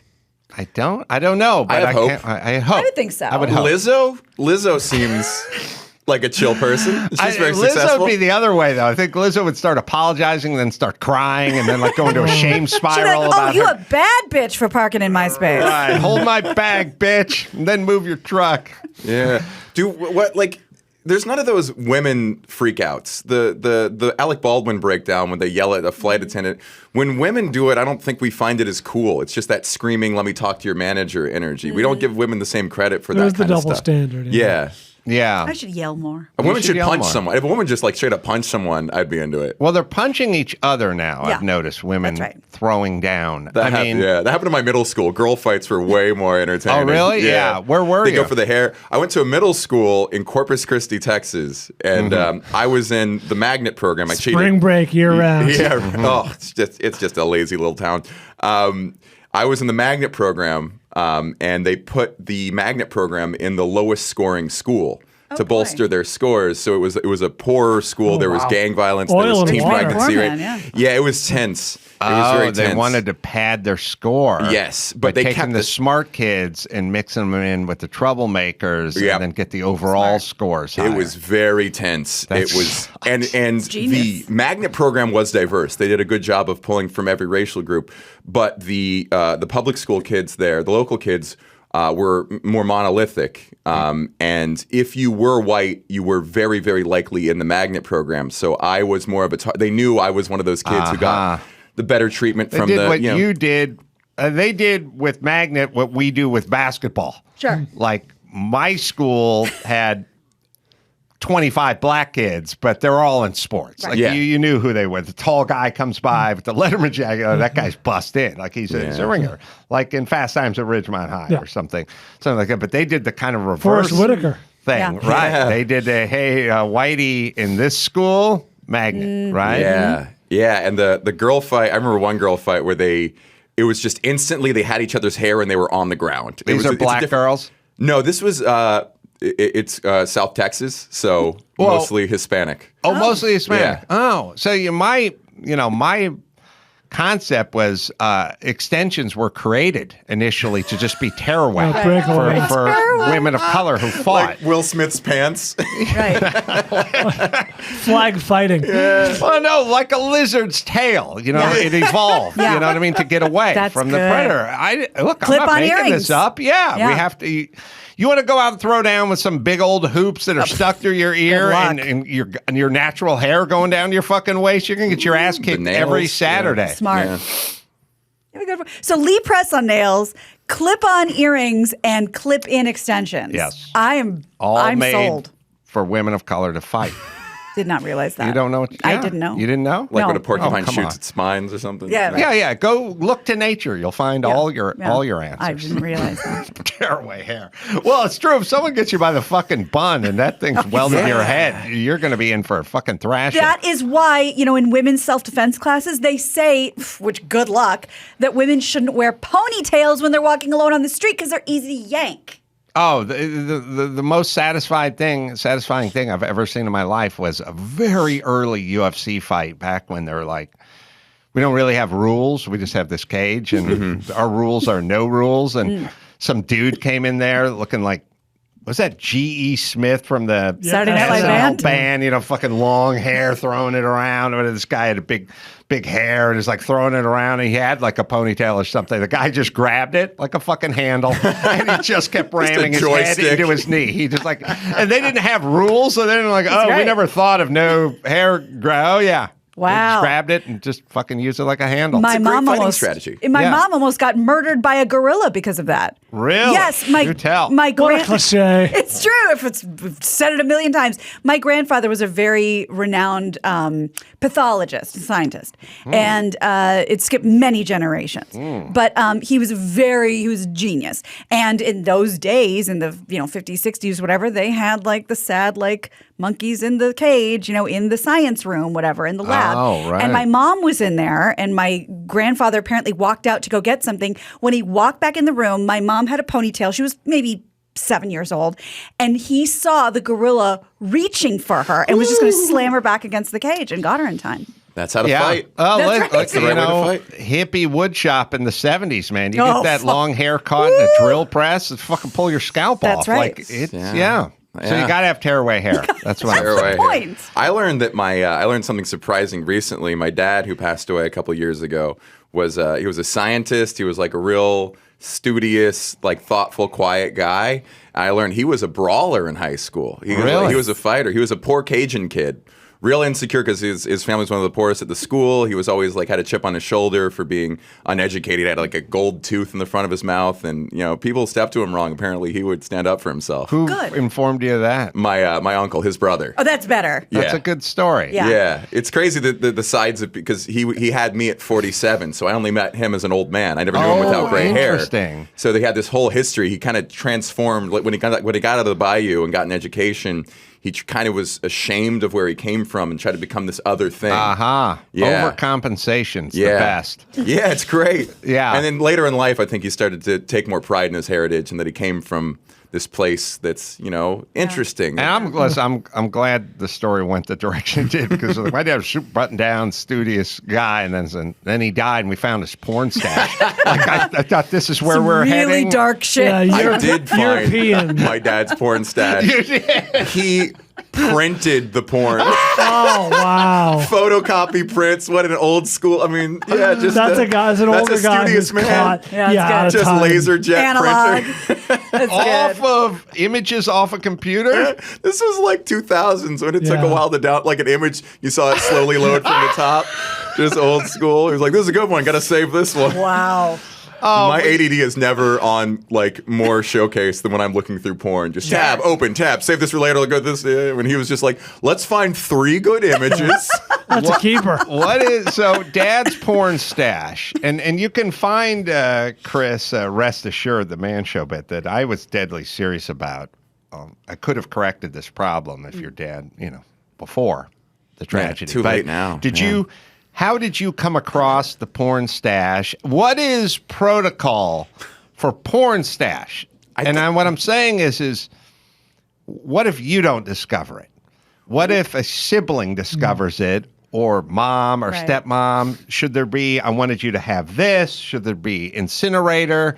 Should there be a discussion about it? Should we give it a Viking funeral and Yeah. lift a beer? Like I lived in an apartment once where some unit cleared out next to mine, and the guy was a perv, like in the old sense, and there was dildos and strap-ons Catered. and everything, and the landlord just brought the whole box over to my place. Yeah. Yeah. So Yeah. There wasn't a lot of shame around it in our family. My family was like really chill with that stuff. They understood. Like I remember my parents got a box in the mail when I was in middle school. My mom was like, I wonder what this is. Must be for Jerry. And it said Adam and Eve on the box. I didn't know at the time. I don't know if they're a sponsor or a competitor. But I figured out later it was a porn VHS from Playboy. I think my parents watched it together. I don't think it wasn't hidden. Yeah. Ah, that's good. amazing. Yeah, that's why think- you're I think healthy. Healthy, yeah. And yeah, I So think there was a like dildo I Adam- found once, and I'm sure my dad was cool with it. Yeah. I think that's a healthy way to look at it. So Was the dildo loose or in something? It was in a drawer, I think. In a drawer. Yeah, not rolling around in a drawer. So you found the dildo, you found the I porn shut the drawer and stash. then repressed it. Yeah. Yeah, no, Dildo's good. more disturbing. Yeah, no. Yeah. Yeah, for sure. Dad's yeah. porn. Yeah. It was very tasteful, by the way. It was just nudes, softcore nudes of some big-titted playmate. Good. Yeah. But let's see if we can rank dildo versus vibrator. This was a veiny... Oh boy. Yeah, see? Yeah. A vibrator would have... Yeah, that doesn't bother me much. If I it looks think like I a would- penis... Yeah, I would rather find 3.5 vibrators than one dildo. Yeah, because What's your ratio? a Split dildo. down Your the middle, mom's- like lengthwise, or split... Like, They say an average Americans has 3.2 2.2 kids or whatever, but they're not really Nuclear talking family. about 0.3 kids. It's just that's an average. I'm You know going what I mean? lower, 1-to-1. They're equally disturbing to me. No, because a dildo only has one purpose and one purpose only. No, first off, this is your mom's drawer. Okay. I'm on board. Vibrator, first things first. I used to go to the Army surplus store that was, around the corner from my house on Lancashire, or NoHo, whatever. Sure. Just when I was a kid, just walk in and look at knives and inflatable rafts and shit. And I always noticed at the counter that the old school white vibrator, The clinical that vibrator. this weird old white one that was kind of ubiquitous Yeah. with the handle, you turn at the bottom. And it was a drawing of a chick on the box who was putting it on her Personal neck. massage. Yeah. neck. Bad They're- massager. There's some world where you could sleep at night thinking maybe mom's got a bad neck. Even those things Oh, my smells mom like had hell. that neck. throbbing penis-shaped neck massager. I swear to God, Chris, you can find first gen whatever Oh box. yeah. Just like in a like drawing. hospital beige. Yeah, I think this was white, but yeah, Okay. she was like placing it on Yeah, her neck. sure. But we all know the dildo Wait, why do you think one's better or worse than the other? because Because a dildo goes in and a vibrator might not. That's what I said. A dildo has one purpose. The big sexual pleasure. yeah, Yes. no, Which you're being is too physical. rational. Yeah, You're yeah. being too Way less rational. of a factor for women than I was raised to believe. The external is so Yes. much more important. Yeah, Yes, the penetration no, is... I guess what it comes down to, Brian. Jesus Christ. You have to picture walking in on your mom. No, doing, I don't. Yes, you do. No, I don't. Doing one of two activities. Either gently Oh, my God. massaging her vulva. Okay. Good use of that word. Clitoris. I watch your stand-up special. Thank you. I Or- appreciate On it. top, Or- or savagely ravaging her conscious with a black, jackhammering. veiny, oversized dildo over and over again to the point where the lactic acid is built up in her forearm so much that the veins are bulging. Just cramping. Which is it? Carpal tunnel. Just You got one or the other. Before I answer your question, I'd like to take a personal moment. My brother recently started listening to this show. Oh, no. And I'd like to just address Adam Bishop and say, I never found other one of Mom's thing, or other one of these things. Mm-hmm. So this is not a insightful observation. You're right. I go with the vibrator. There. in that That's- case. And Why? fuck you for making him paint that picture. You just couldn't get on board with this premise. He had to say what he said. not Well- vivid enough. Keep describing. Well, It's in a- my innocent, flowery mind, I'm picturing the man helping with the dildo. Oh, no. Why? Well, here's No, what you have, it's not as good of a. It's easier to do it yourself. This Here's what motion I'm- versus this motion. Worst day of Better my life. muscles here. I'm saying. Now, first thing, we need a staff ranking. I'm at 3.5 vibrators for my one dildo. 10 for me. 10. Wow. Bold. I'd rather find like an arsenal, like Matrix Bandolero. walking into the, like opening his trench coat, and there's Boondock every size and Saints, color just, yeah. for Oh, one yeah, you dildo. look like John Popper's harmonica vest. Right. Dildo. All right, so Can we agree that a dildo is to a vibrator what a yam is to a sweet potato? It's just like a little more of what that thing is. Yes. A sweet potato is a Swedish kind of in between a yam and a regular, but a yam is orange and more. Yeah. Topped with marshmallows. You found an ad for Sears for the face massager? Oh my God. That is a... That is so That's funny. it. And you got 2 for $5.50. They still do that, by the way. They still, even on Amazon, it's personal massager. The puritanical shame we still have for women's pleasure. It is from 1973. 2 for $5.50. That's a great deal. What's with the suction cup at the bottom? That's when you actually have a bad joint. I don't know about that. No, now vibrators have the clit sucker. That's exactly. And I hear that's a game changer. That's on Instagram all the time. This That's is a white vibrator. Mount that on the wall and just ride it. It looks like the Washington Monument. You lick it, you press it against like a shower mirror. Obviously. Just as I have just pictured it in my head. It's just a sort of generic white vibrator. You turn the bottom, get the battery fire up, and she's putting it on her cheek. And smiling. Yeah. Yeah. It looks like someone finished a corn cob.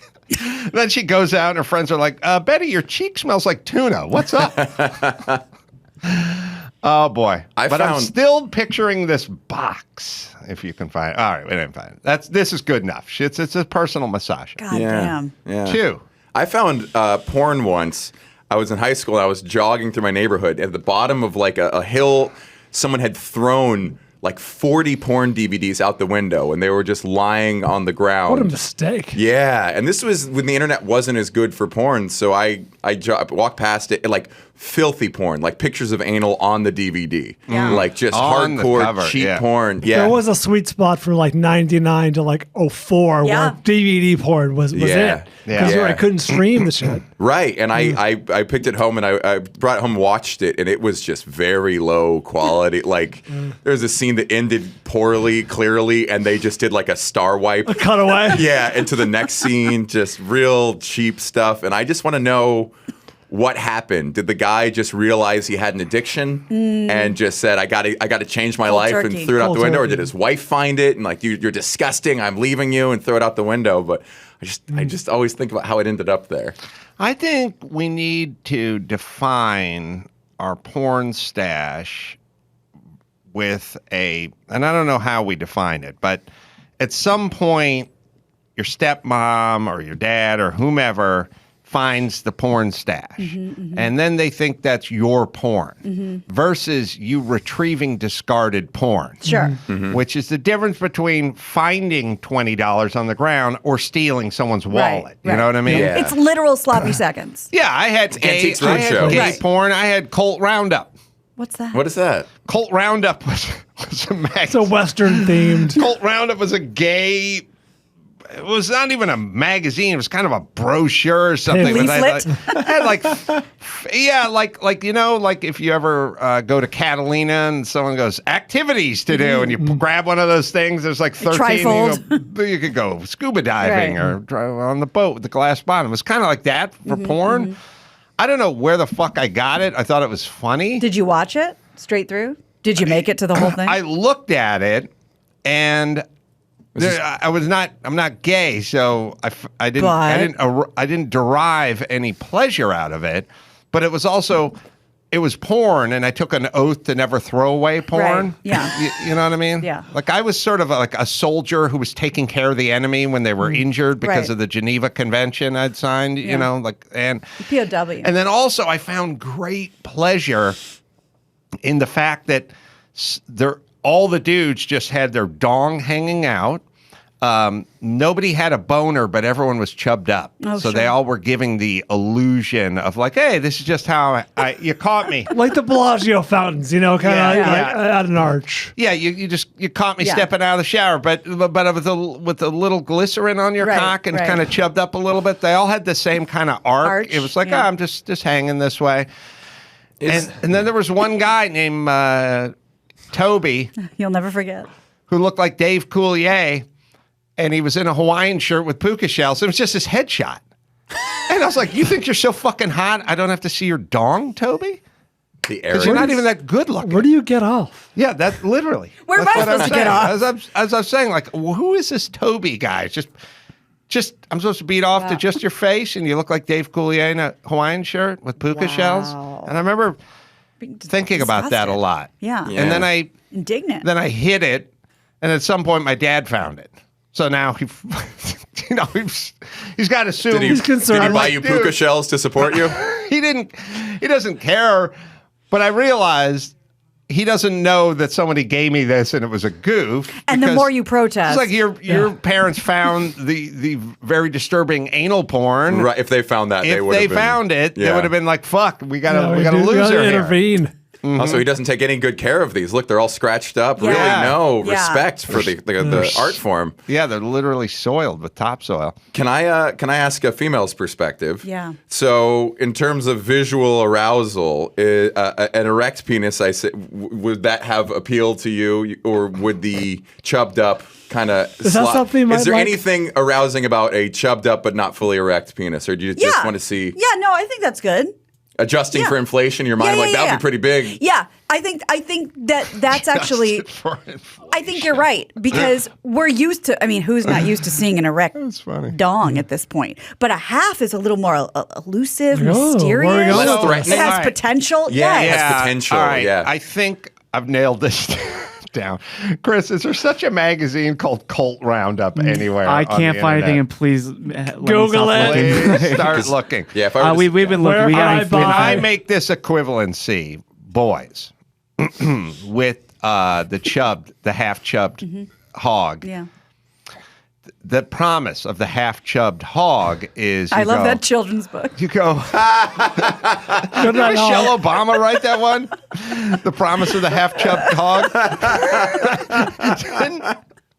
The point is Series got dark. the whole point is it's the two equivalencies, but it's essentially like the dude who's chilling by the pool in Vegas and the chicks are on the lounge chair and he pops off 25 push-ups in the fucking bathroom and then walks out like he's just walking out of the bathroom and you go, that's just a fucking vein going over there. Like it's kind of that illusion, you know? And so you go, oh, what is the potential? Well, not that much potential because he's 75% of the way to his potential, but you think he's at zero because he's just walking around. resting, yeah. Exactly. This is equivalent to when the chick does up the hair, does up the makeup, and then just puts like a denim shirt on and rolls up the sleeve and like jeans and flip-flops. You go, God, she's looking hot. And she's just fucking walking back from the car from That's the group. right. You That's go, where are we right. going from here? What if Yeah. she really put it together? But you realize, no, she's 75% there already. She's put together. Yes. She's just doesn't want you to know You she's guys been working don't know. at it. that's why I like ponytails. The same reason I like ponytails. Grab onto that fucking Yeah. thing and get a 'Cause I'm a blowjob gorilla. for a change. in women's health and Cosmo and Instagram, whatever. Do you know how many tutorials there are on how to put together a quote messy bun? We're supposed to make it look like it was effortless. It was not effortless. Or the no makeup. Absolutely. Yeah. We got our staff poll on the dildo. Oh, good. First. Yeah. Versus vibrator. So Emmy is 3, so just a little lower than you, Adam. Three vibrators. Three to a one vibrators. So dildo. yeah, this One is always dildo. going to be vibrator. This is Mama's sock drawer. Yes. Okay. Ben is 8. Wow. Now, did he have that, That number sounds like set trauma. in stone years ago, or is this something he just spat out? He hit it pretty quick. Yeah, he was thinking about it. Did he check a laminate in his wallet? Or? Mr. Loveline, does that sound like a little PTSD to you? Does that sound like a little PTSD? Eight. He's I protesting. just picture too them much. all in one drawer and turned on. Sounds like a symphony of crickets. Well, and you know, these days they don't check. For years they haven't checked at the airport for things that are ticking in your suitcase. They check for things that are vibrating because that's how bombs work. And you know how many fucking vibrators they pulled out. That's All right. seen in Fight Club. Yep. Yeah, the guy was like, Right. always a dildo, never Yes. your Right. dildo. Yeah. We should try to guess Dawson's. I'm going to guess no difference. 1-1. That's my Dawson guess. okay. But go ahead. Dawson is 10. I was way Good over the number. mark. I'm with it. I thought it through as well. Wow. Yeah, that's and wrong. I thought I said 10 as well. Turns out me and Chris are kindred spirits. We both love our mothers very much. Put it out on Twitter. Oh, That's the 10th day of Christmas. 10 vibrators That's vibrating. right. We must get an audience poll of this. Yeah. All right, we got the news. Gary. Let's not forget that yeah, that where's character Gary? had a vibrator in the lunch movie. bag, in the brown bag, Yeah. Oh, that's What right. movie? in Parenthood. Parenthood. No, the porn was in the brown bag. The vibrator was at the dinner table. That's right. They're It's an looking- electric ear cleaner. They were looking for a flashlight or Yeah. something Right. because the The power went out. It's really big. It sure is. Love that movie. All right, let me tell you about electric bikes, e-bikes. Finally, an e-bike for everyone. Electric e-bikes starts at just $7.99. Fastest growing e-bike company in the U.S. These things work. Like I said, I brought mine to the infield at Laguna Seca and rode it around. Sonny was on it all weekend. Charges last so long. And it this one folds so you can carry it around. You don't need a big truck or an SUV. Just fold it in half and throw it in the trunk of your car. You get where you need to go, any terrain, including snow and sand. You can cover up to 45 miles at up to 28 miles per hour. And it'll last 4 to 6 hours on a charge. The battery's hidden away, and there's an LCD display showing your speed, your range, and the power's adjustable. It is all there. Electric e-bikes. Am I right, Dawson? Join the affordable e-bike revolution. Go to electricebikes.com and use code Carolla to get a free foldable mountable bike lock with any bike purchase. That's a free bike lock when you use code Carolla at LECTRICEBIKES.com. All right. Well, we got that rest assured bit. Yeah. But your dad could have benefited from this. But I think anybody with a porn stash should sign up for this service, although now we're going to have to get into scrubbing the computer and the phone. But this is from 22 years ago. It's not only is it not a bad idea, it must already exist in some form for internet services. Just got to be. I mean, everyone's got their phone and their fucking computer full of shit. God knows what's in the closet. I mean, it's something that people could sign up for. Yeah. I like that the guys who fixed it were gay. Mm-hmm. I feel like you inspired Queer Eye. That was pre-Queer Eye. That was like a post-mortem Queer Eye. Those guys weren't gay. I remember calling Bean of Kevin and Bean, who famously had land in like Valencia or something and goats. And remember he had his whole menagerie? I remember you telling us. Yes, he had pigs and goats and sheep. And I was like, hey, Bean, you need to borrow a goat. I was like, what for? No questions don't asked. worry about it. I need that goat. He's going to be a star. Yeah, we brought his goats over. That's awesome. All right. Shall we take a break and come back and do a little news? Indeed. Dawson, your brother, did a rest assured run for you when you were in the hospital? Yes, he did. When I was in San Diego and I fell off a skateboard and cracked my head and was in intensive care for 3 weeks. My family found out. My brother immediately dropped everything, took a few days off of work, drove 8 hours to San Diego. Wow. Went to my condo. First, he hid the skateboard because my parents would have broken that in half. Mm-hmm. Then he took all of my bongs, all of my pipes, all of my weed, got everything out of the way, and then completely cleaned the house from the ground up. And then he left before my parents got there. Oh. And he just snapped into action. He just snapped into Can you action. That's imagine having a family the member like that? unwritten brother code. That's great. No discussions beforehand. Zero. that, Adam? I didn't even talk to him. The radio station that I worked for called my parents and said, your son's in the hospital. And your brother snapped into action. Yeah, Like and the then they wolf called in my Pulp brother. Fiction. Yeah. And he just See, told his boss, sister, I got to go. My sister would have come over, dropped off a kilo of cocaine, and then left. She would have never done that for me. He got rid of all my porn, everything. Wow. Yeah. And then cleaned the house. Testament to My your brother's a relationship. cleaner. That's amazing. That Oh, is a God. good man. Good family. We have cult men. Oh, Chris was good. able to Jesus. find. So This is from the 80s? Those are hunks. 70s, I think. Oh, Yeah, from the these 70s. are some hunky yeah. dudes. Some of these are, but it went all the way to like 2005, 2000. In fact, this is Cult Studio Group. It's a gay porn company since '67. They started in New York, eventually moved to San Francisco. What? In 2007, Mayor Gavin Newsom signed a proclamation declaring February 23rd, 2007 as Cult Studio Day. in celebration of this anniversary. And the proclamation attracted criticism from Bill O'Reilly. I'm back on Newsom's team. The fellow in the top right's a rancher. That's right. Oh, yeah. I wonder if those guys were gay. Yeah. They could be straight. That's true. There's a lot of gay for pay. Well, I as a kid, I always thought that women had the same visual arousal that men did. And I was like, oh, well, we have Playboy, they have Playgirl. I didn't realize Playgirl is mostly for gay men. Right. Yeah. So in 2007, it was Cult Appreciation Day? Yeah, February 23rd, 2007, Cult Studio Day. I'm putting that on my calendar. Are they still around? We got to move the Yeah, it Carolla says- barbecue date. It does say they're still around, yes. Good for them. Wow. Yeah, legacy company. So Tasteful. Cult Roundup was probably like a look back of the year.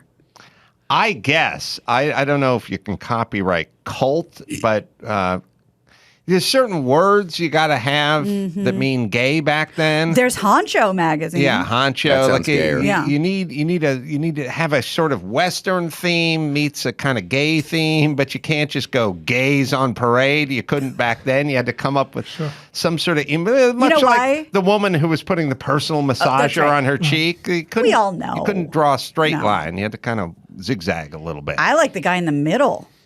Yeah, Look he at looks him. good. I mean, how do you choose? Are there any?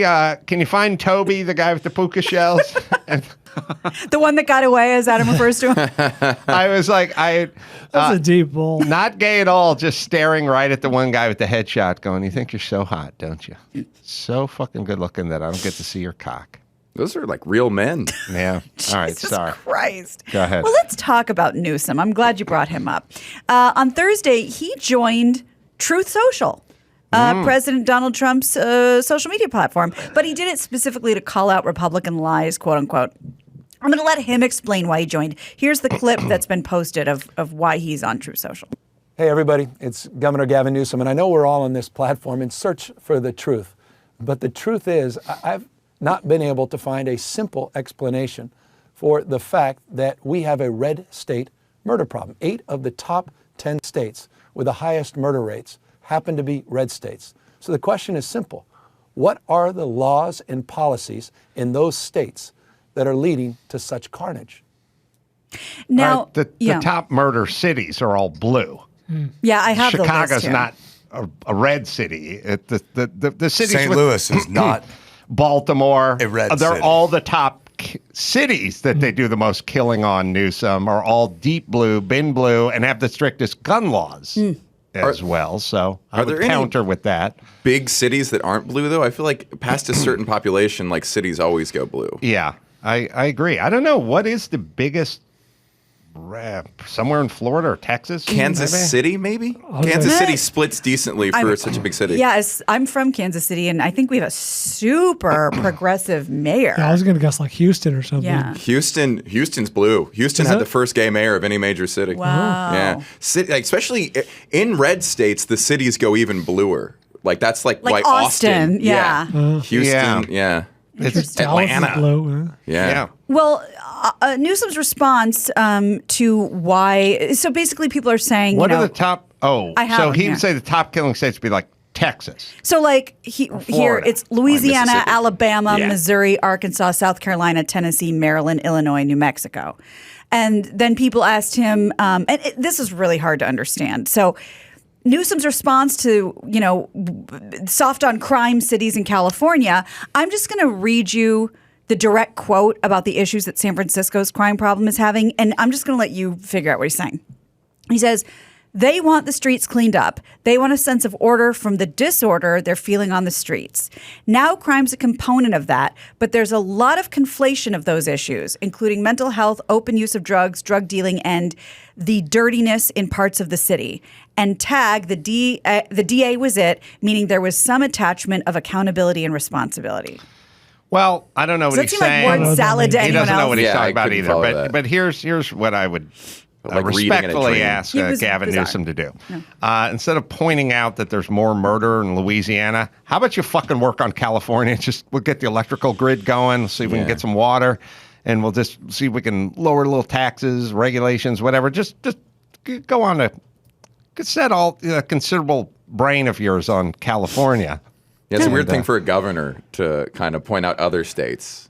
Yeah. That's his vibe. though. Well, I mean, I don't Where know. else you gonna go? We're living in that world now where everyone's just pointing every direction. But focus on California. That's what I want to say. Those are also like the poorest states, the ones a listed. lot of them, yeah. Yeah. Well, that's always interesting too. The states that are the bottom of the list for education and obesity and health problems are also the Imprisonment. most. Yeah, and also like the most conservative. Like, why don't you deal with that first, and then come back to us about other things. You know what I mean? Listen, I used to exclusively hang out with poor people. They're not noble. They make fucking horrible decisions. Most of the reason they're poor is they make shitty decisions. Every motherfucking poor person I grew up with, like, my best friend was run over intentionally by another poor person, and he ended up getting like $13,000 from the other guy's auto insurance company. And he had $13,000. And I said to him, $13,000. You're never going to see $13,000 again. We were like 23 or something. I was like, this is the fucking most money I've ever seen in my life. And I literally said to him, you got to buy books and tools. Books and tools. So we were doing carpentry. It's like, buy something, have something, whatever. He said, fuck that, I'm going to Hawaii. And he just went to Hawaii and did drugs for 4 months and then came back with no money. Oh. That's what poor people do. And then we all go, oh, these guys need a helping hand or they need to step up or the societies. No, they're not. They're fucking dumb. They're impulsive and they make fucking bad decisions all the time. They fuck without contraception. They crank out a bunch of kids. They fucking cut school all the time and go, fuck that. And they make horrible decisions all the fucking time. And that's why they're poor. Take a fucking poor person and go, hey, don't shit out any kids when you're 17. Fucking stay in school and study and get back to me in a few years, but you're doing fine. It's an easy path. They don't fucking do it. And they're like, they have extra money. They don't fucking put it in their 401k. They buy fucking beer. That's what they do. I live with these people. I know these people. They're fucking impulsive. They'll take their fucking extra cash and buy a fucking aftermarket pipe for their jet ski versus put money toward like their kids' orthodonture. And they're fucking lazy a lot of the time. They're fucking angry. They're addicted to a lot of shit. Fuck poor people. I know tons of rich people now. They're 1,000 times better than my poor friends. No, they're more generous. They're nicer. They're smarter. They're everything. I grew up with rich people, so Yeah. I saw kids with generational wealth who were pretty big fuck-offs, and they could trip and fall and land on their feet every time. Oh, don't get me wrong. My kids are horrible. All those kids, because I ended up going to a private school, and I always resented the rich kids because they didn't work as hard. They had way more money. They didn't care about their academics. They got DUIs. They got addicted to drugs and got sent to rehab. And I look at those kids now, and they all got their act together. They all started working at their dad's company, and they're doing great. Like, I worked too hard earlier in life, and then I got lazy. You got to kind of fuck off. That's my son. Sorry. Yeah, because there was a job waiting for them at the end of the day. So they took advantage of the fun years, and then now they got their shit together and have a family. Well, that's a real rich man, poor man then. Yeah, there's a balance for sure. Well, my God. I have kind of an answer for you. There's a lot of ways to measure the largest conservative city or red city. There's a lot of ways to measure that, of course, who they voted for in the last election. This is Wikipedia going by who has Republican mayors. And none over 1 million people. However, the largest appears to be Jacksonville, Florida, just under 1 million, and Fort Worth, Texas, just under 1 million. Wow. So Jacksonville, man, a lot of black people didn't vote if they had a Republican mayor. Large cities with a Republican mayor. Those are large, but they're not, Population. metropolises. We may get a Republican mayor in California or sort of Los Angeles who goes by the name of Caruso, who's says he's a Democrat, so he can get dumb people to vote for him, but he's really a Republican, so maybe that'll be good. I kind of like those guys. I like Clinton and Romney. Like Clinton was a red state Democrat who won the governorship, and I think Massachusetts Romney was a Republican who won a blue state. Those people are more interesting to me. I agree. It means you have to consider your constituency and all of them. What about Schwarzenegger? Yeah. Because a lot of people are like, he wasn't a true Republican. Oh no, he wasn't. But he's Schwarzenegger, so the bets are kind of off with him. Can we please talk about Mike Tyson? Because he has broken his silence, my favorite phrase. He's finally telling people why he beat up that super annoying guy on that flight as though he needed a reason. Yeah. Yeah, right. So Tyson went on Kimmel's show to explain his side of the story. TMZ reports that Tyson, who was removed from the plane along with this bloody passenger, he wasn't charged with a crime. And Melvin Townsend III was the guy he beat the shit out of. The 36-year-old man who was on the receiving end of the beating hired an attorney. Unclear if they struck a financial deal between he and Tyson. Anyway, here's a clip of Tyson explaining the beatdown to Kimmel. That man is cancel proof. Yeah. Of He's a everyone who treasure. cancel culture should come after, that man has every box checked, and he's just such a sweetheart. Yeah. I also kind of wonder, you said this guy's a third. Melvin Townsend. That's He's the rich asshole Yeah, kid that's you were everyone I went to talking high And school he with. has a rap sheet. But do you think his dad was on a flight fucking with terrible Terry Norris in like 1982, and then his grandfather was fucking with Ernie Shavers in like 1969? Like, do you think there's a rich history of Tyson wasn't born yet, but we're fucking with prize fighters? It's a very good question. If so, he can be excused. We can understand it. Yeah, he had a little bit of a dust up with the law. He's had some drug issues. He stole a trailer that he hitched to his pickup. It's a rich name for a trashy person. That's right. Well put. Yes, I went to North Hollywood High with a very white trash dude. He was living in literally like one of those homes, where people abandon their kids or whatever. It's like a super white trash dude. Yeah, I liked him. His name was Thurston. No, it wasn't. It was. And this is 1982. Like, your name is Thurston Howell the Thurston Third is all Howell. ahead. He lived at the fucking halfway house, which is weird. But we made friends. Yeah, Played you on the should. football team. Good. Is Terrible Terry Norris a bad nickname or a good nickname for a boxer? Terrible for a boxer is good. Terrible Terry Norris is No, good? it's great. Okay. You do terrible things. Well, to what do in the about ring. like for a prostitute? Yeah, again, now you got a different That arena. means you're not going to get your money's worth. Prostitutes and dictators, probably not so good. I would say Boxing. czars, if you were a Russian czar. True. Although dictator, good name for a prostitute. Yeah. That is good. Dictator. Yeah. Good name for a porn star, like Yeah. Bonnie Yeah. Rotten. Dictator's like a short, kind of round porn star with a big hog. Bud-like. Yeah. From what Iowa. was Terrible Terry Norris's record? That guy was fucking badass. Anyone ever heard of him? He's the mayor of Jacksonville now. Sorry. He's 47-9. Well, it's not bad. Wow. He fought in the 80s, whatever. Probably fought all those Sugar Ray Leonards and. Yeah, turned pro in 86. Well, I've never lost a boxing match, so. Oh, you haven't? I've never had Been in a boxing boxing match. I've never been in a fight. Okay, so that's a good question. Terrible's good or bad name for a casino? Oh, because yeah. nobody wants to go to Terrible's, Yeah. but it's very popular. On gas stations, I think, are Terrible's. Well, as Terrible's is right outside Vegas, right? They It's have just across the border. a string. Yeah. I think Terrible's has a string of gas stations. Oh, I didn't know that. And Really? Well, terrible towels. Yeah. I think, yeah. Pirates. And Pirates? Terrible's. Steelers. Yeah. I think they have a bunch of gas stations and do Same a bunch thing. of Yeah. off-road racing. That's Okay. my recollection. But Okay. go ahead. There's a Yeah. place near where I'm staying in the valley called OK Chinese Food. It sure is. yes. It is. They are not lying. Truth in advertising. I love it. That's more endearing to me. Terribles. Terrible's gas station. Or it's Terrible's Chevron or whatever. So it's There's kinda also a Chinese food place in the valley called Tasty Goody. And then is the Golden Chopstick still there? It sure shit is. I mean, I don't know. I haven't told my Golden Chopstick story in 10 years. You can't dine in right now because of COVID. I mean, I don't know.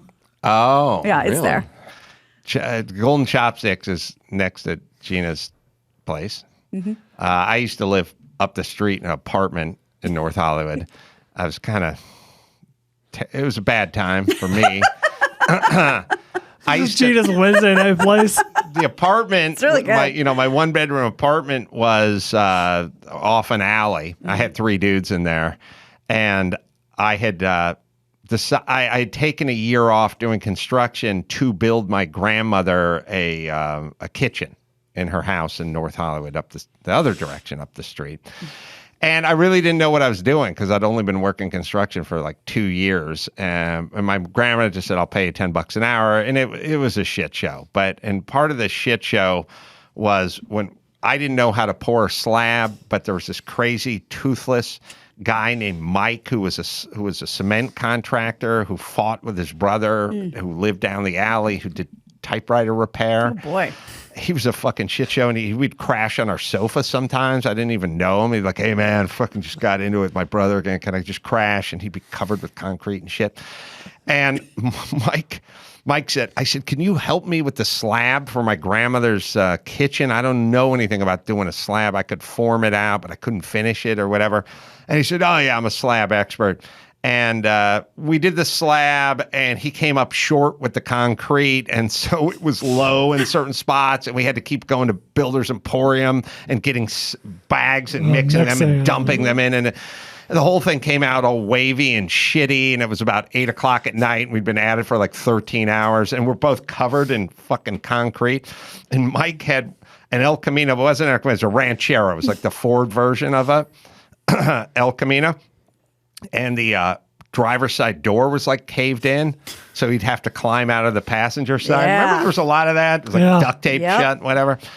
And we were so exhausted, and it was at the end of a super long day that didn't go well. And we said, we're going to the Golden Chopstick because he'd love pork fried rice. Oh, sure. Who doesn't? And we drove out there, and we parked in front. He's toothless. He's covered with concrete. He's wearing jeans and boots, but the concrete's up mid-thigh. I'm covered with shit and concrete, too. He's crawling out the window of his Ranchero. And we spot a fucking hot chick, like, walking down the sidewalk. And Mike's like, hey, shit, let's go talk to her. And I, like, look at him, and I look at me, and I look at his truck, and I go, I don't think this is going to work, Mike. And he looks at me, and he goes, what's the matter? Don't you want any pussy? I was like, I wish that's how it worked. Oh my God. But he generally was confused that I did not want any pussy. Yeah. That's fucking awesome. Oh, that guy was A for effort. Oh, it's fucking. At some point, my grandmother got out her wine at the end of the night and poured it in a glass room, and he shot it down like it was out of a sitcom. He literally just shot it down. At some point, his brother came over for some reason and would call my grandparents old man and old woman. Because like I couldn't remember. Hey, old man, got a little more wine. Old woman, a little more wine over there. Jesus Christ. Some point, his brother had a little too much and had to relieve himself, and just walked over to the other side of the patio and started pissing on the side of the ivy wall. And Mike started yelling at his brother because my grandma and my grandfather were there. It's like, hey, dude, don't fucking piss. We got the old man and the old woman over here. And he put his head over his shoulder and he looked back at us all sitting there like 17 feet away. And he goes, I turned my back. Like this whole thing was like, I'm not pissing on the old people. I'm just pissing in their yard. Yeah. Well, a lot of fucked up people in your orbit. My God. Don't ever live off an alley. Done. That's the mode that the troublemakers can't travel the street. Right. It's the boulevards. Too lit up. There's too many cops and people and stuff. They travel they travel the alley. That's where you fucking run into the winners. That's right. Yeah, sorry. Right. You want to bring it home? One more. Okay. One more. Let's talk about Flippy the robot, because you're going to be seeing Flippy in a lot more places. Miso Robotics robot French frying and burger flipping maestro. Oh, no. His name is Flippy, and it's finding its way into all sorts of restaurants. In fact, White Castle has decided to hire, quote unquote, 100 more Flippies after a successful pilot launch, and we have a little bit of Flippy for you. So they want more Flippies all over the place. In fact, you're going to be seeing them at Buffalo Wild Wings and Jack in the Box. Yeah. And look at that cute little flipper. Andrew Yang is not fucking happy about this shit. They dress this thing up in like a chef's smock. Yeah. It's Flippy. Well, look, once you would have been out of a job. I would have been out of a job. If you want to, you can. Hey, politicians, get that fucking minimum wage to $25 an hour. But there ain't going to be jobs. Put that back up there. Put that last minimum wage. Jobs are going to go away. Yeah. See, here's the whole thing.